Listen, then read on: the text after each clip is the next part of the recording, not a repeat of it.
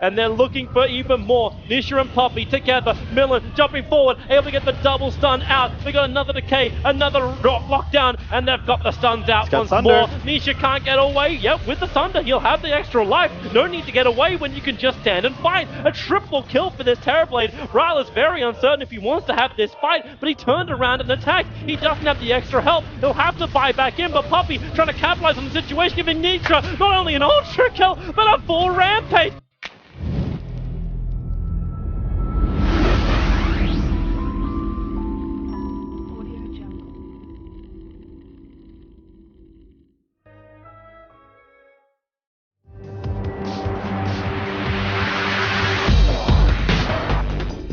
Heavy favorites to win the major. This team towered above the competition in Hamburg and were truly on another level. Nisha and Zai joined their ranks this season, and Captain Puppy seems to have once again masterminded a world-class roster. Meta trendsetters with unpredictable drafts and winners of the EU Regionals. Please welcome to the stage, Team Secret.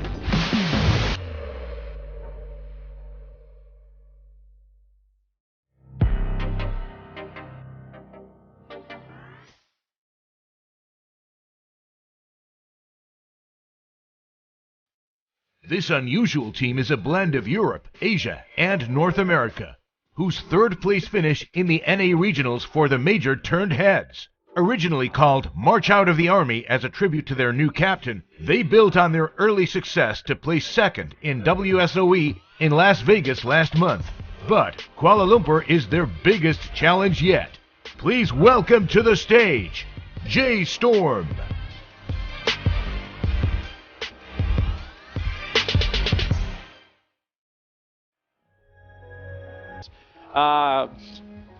Somebody get his wardrobe fixed. Let's look at our lanes. Let's look at everything that's going on right now.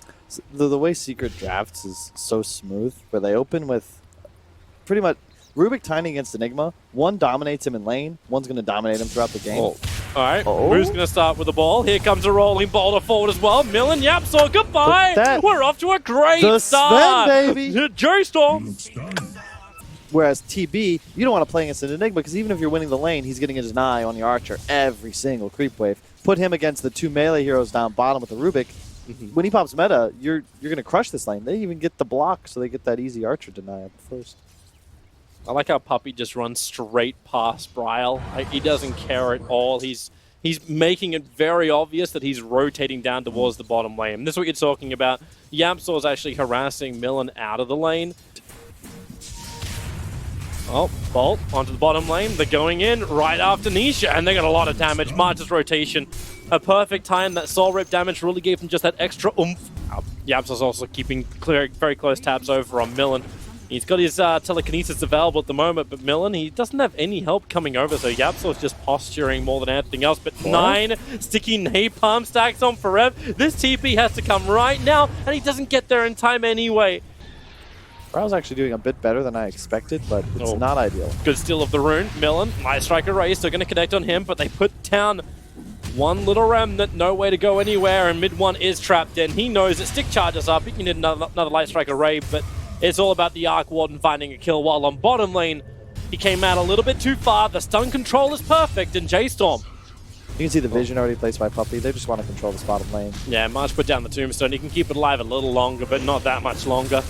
So March, no way to survive underneath the tower. Meanwhile in mid one knew this was coming. The courier went right over the top of that ES's head. But thanks to Bryle having double of himself, the Spark Rays do the work.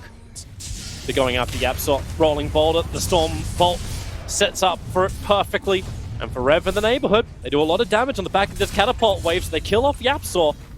You need to be able to make a play like that. Rolling boulder. Millen's just rotating everywhere. This ES is the way he has to be played. Active across the map. Puppy TP's in.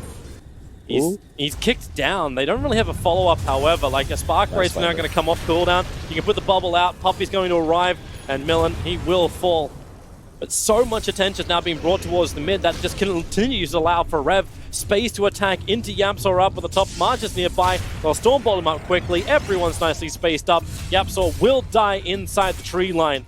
If they'll come in range, now Puppy underneath that obs too.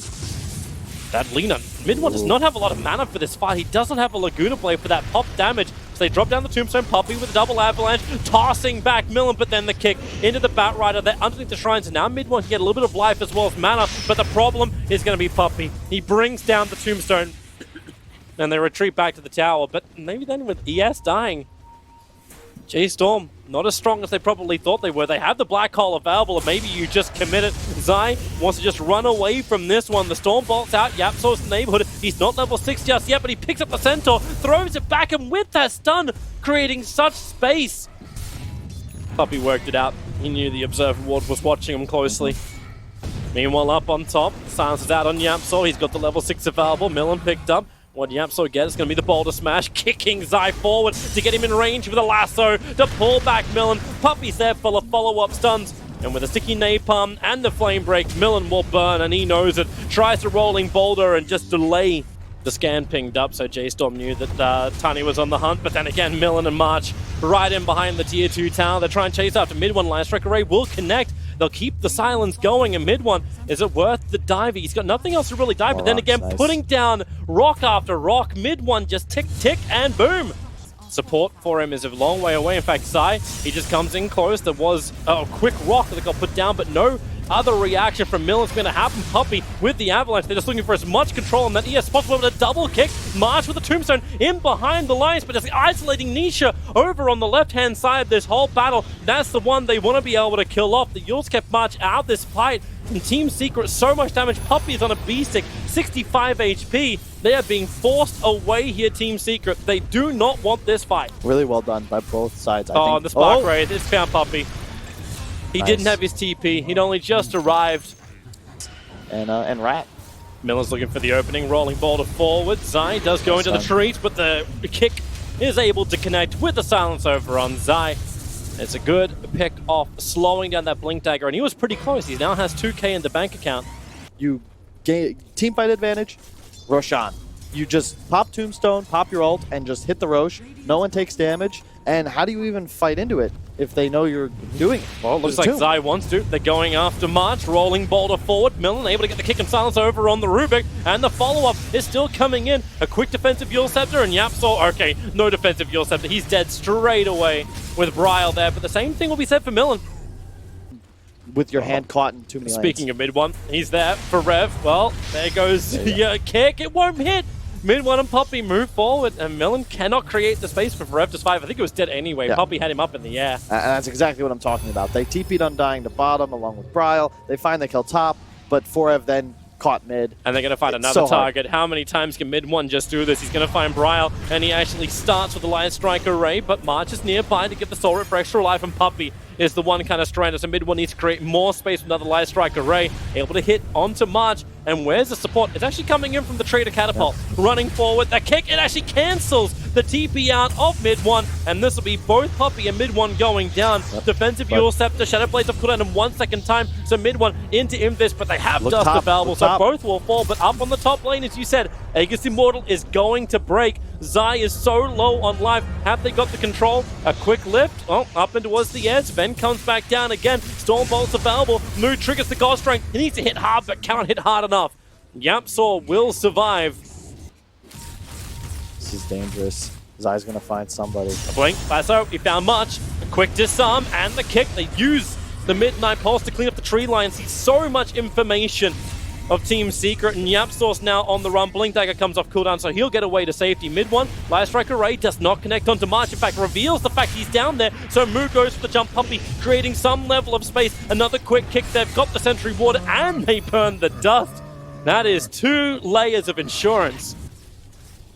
I'm maybe not so much of a fan of the Coordinate Terror Blade. You might get it soon, because we've got both teams smoked, and we might have our first actual clash coming up soon. Yeah, Observer and Sentry from J.Storm's a little bit further back. They're going to find the first target. This is Rubik, but he's just tanking through it. He's got the Yule Scepter up as well. He bought so much time. YapzOr will finally die, but Enigma was the cost. I get nothing of what I want. And neither did these teams. I mean, they're all backing out. They're all just running away. Does Moo want to go for him? Here comes the Storm Bolt. Puppey won't get caught by this. We'll let the Avalanche fly forward. So Moo, now with a kick, he'll connect over on 2, but Zai went invis. He had the rune available, and the rolling ball to YapzOr, grabbing Millen. mid-roll. And they want to go for more. Puppey with the blink dagger. The Hex is up for Brawl. They weren't ready for that one. Puppey now underneath the tombstone. Are they going to have enough to fight this one? They get rid of the tombstone. March actually soul rips himself to try and survive a little bit longer. But the Death Tombstone will arrive. Another thing just to be farmed up. More money for Team Secret. No longer does J.Storm have that true sight. And when you're playing against two Shadow Blade, or one Shadow Blade. The TP out from the Arc Warden, and they look towards Roshan. There's one set of Basher inside, but there's your blink forward. They get the control, they get the lockdown. No way to hide inside that Shadow Blade with that stolen gem on Zai. And they're coming for Roshan, but they're here. The buyback's available for the Arc Warden. Are they really going to look to fight this one? Here comes Moo jumping in. Yapsaw! Woo! Goodbye. Yeah, but Nisha, again, so good with the illusions, kills the tombstone. They're waiting. To fight. Here's to jump in once again. Enigma's waiting for his own jump, and March just evaporates. And J.Storm, they know they do not want to start this one up. If Team Secret want to start Roshan, that's fine by them. Zai's on the hunt once more. He's got an invis rune to work with. Observer and Sentry is up on the hill, and J.Storm are trying to wait underneath, but so Moo looking for the good jump in. They're able to get the Tombstone off Stormbolt onto the Batrider, but then again, the damage on Nisha is so heavy onto Millen, he's able to rolling boulder himself away, but with the Tombstones now, Bryle starts opening up, and the cleave from Moo, it's gonna be there. They'll get through the Terrorblade, so say goodbye to his Aegis Immortal, but that does give him a secondary life. The kick is perfect from Millen, giving them time to clean up mid one on the northern side of this fight, and then follow up into Zai. And they're looking for even more. Nisha and Puppey together. Millen jumping forward, able to get the double stun out. They got another decay, another lockdown, and they've got the stuns out once more. Nisha can't get away. Yep, with the Thunder, he'll have the extra life. No need to get away when you can just stand and fight. A triple kill for this Terrorblade. Ryle is very uncertain if he wants to have this fight, but he turned around and attacked. He doesn't have the extra help. He'll have to buy back in, but Puppey trying to capitalize on the situation, giving Nisha not only an ultra kill, but a full rampage. Where's the follow-up? It just ain't there. Rolling boulder away. These buybacks were for naught. In fact, it was in the negative. Meta's available if they want to. No tomb. Well, they keep it up for a little bit. Storm bolting, soul ripping. But they've lost it. March continuously stealing the life away from Nisha, but he's got 2.8k left still. And the jump forward. The gem was on the deck, and it was a trap. Puppey, he was going to get stunned up for control, but then dying. He evaporated out. Moo looking for his fight, but Nisha, the Terrorblade. This is why he's in the meta. He is not a beast. He's a demon. I don't know how you kill Nisha anymore. We're back to game one, right? Yeah, he started 0-2-1. He's currently 12-6. You give Nisha a free game, he will happily hold that for you and cash his check for the win. I'm just such a clean game from Secret. I mean, yeah, it looked a little scary for them, but they never really lost their idea. Their game plan is pretty solid. You can see it in action. Level 25 TB. What do you do now, folks? Well, what you do now is hit a perfect black hole and have Sven buy back, and that's what exactly they're looking for. Where's your jump in? Millen able to get the stun over on Terrorblade. Hex into the backside, so Zai can't get that extra control they're looking for. Not to mention Silence up, locked in. They have enough control, but with the Thunder, Nisha gets a lot more life to just start his retreat, and they need to find the kills, but Secret, they're so quick to cut their losses and get the hell out. You see just how much paper Batrider is as long as they can get that first catch, and they're coming in. They jump, there's your bolt, and it won't actually connect. Nisha's so fast on the BKB, and he just turns the damage into him for Rev. The black hole's out, but no, Sven dies, and Yapsaw steals it perfectly. Nisha with a triple kill. He opens up a gaping black hole in J.Storm, and that is GG well played. 2-0 for Team Secret. That is a good start to their campaign here in KL.